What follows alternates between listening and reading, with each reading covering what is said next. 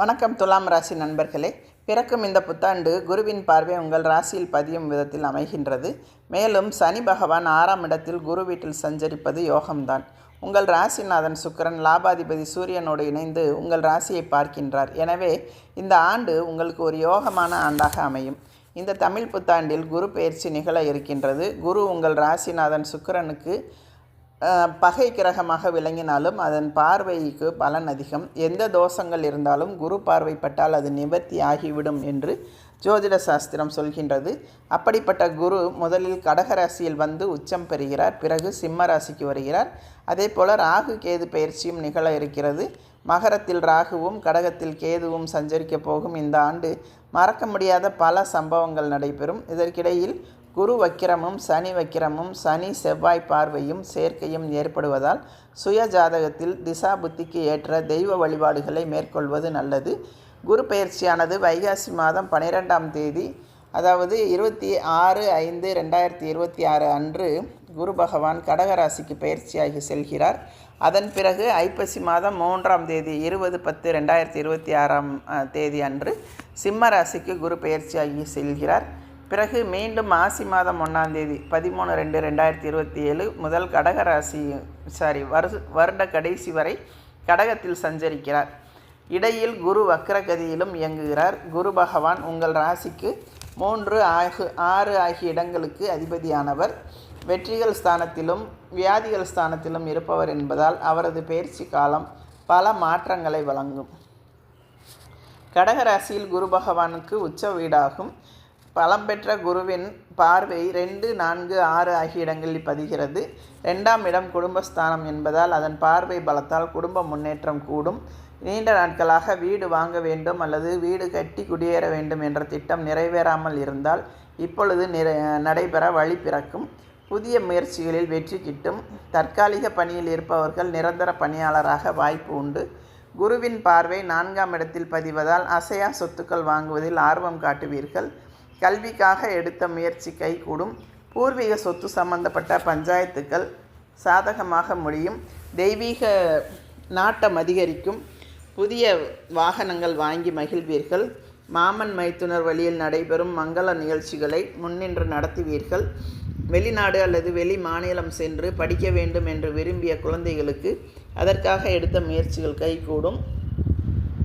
குருவின் பார்வை 6ஆம் இடத்தில் பதிவதால் எதிரிகளின் பலம் கொஞ்சம் குறையும்.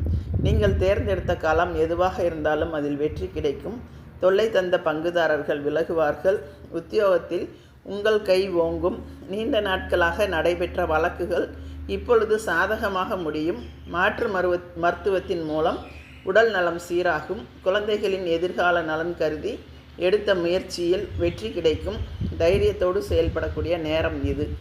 அதே போல் சிம்ம குரு சஞ்சாரம் பார்த்தோம் என்றால் சிம்ம ராசியில் குரு சஞ்சரிக்கும் பொழுது அதன் பார்வை 3, 5, 7 ஆகிய இடங்களில் பதிகிறது.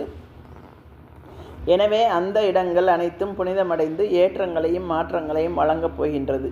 குருவின் பார்வை 3ஆம் இடத்தில் பதிவதால் முக்கிய புள்ளிகளின் ஒத்துழைப்போடு முன்னேற்ற பாதையை நோக்கி அடியெடுத்து வைப்பீர்கள். தடைகள் தானாக விலகும். உடன் பிறந்தவர்கள் உங்கள் எண்ணங்களை புரிந்து கொண்டு செயல்படுவார்கள். ஆடை ஆபரண சேர்க்கை உண்டு. வேகமும் விவேகமும் கொண்டு செயல்படுவீர்கள்.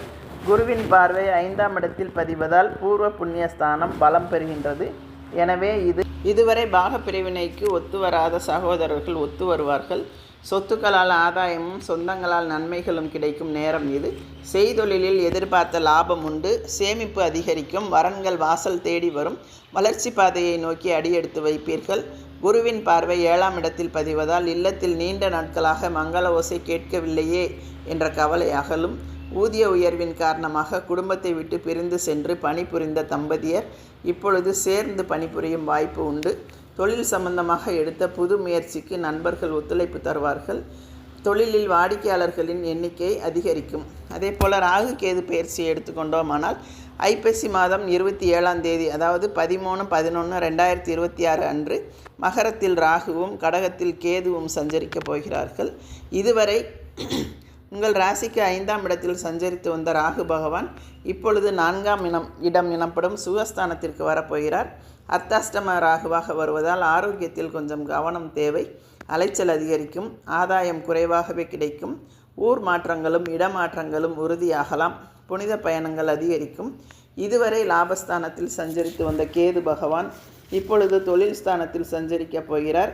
எனவே தொழில் முன்னேற்றம், கூடுதல் லாபம், தனித்து இயங்கும் ஆற்றல் ஏற்படும். கூட்டாளிகளை விலக்கிவிட்டு தானே முன்னின்று தொழிலை நடத்த முன் வருவீர்கள்.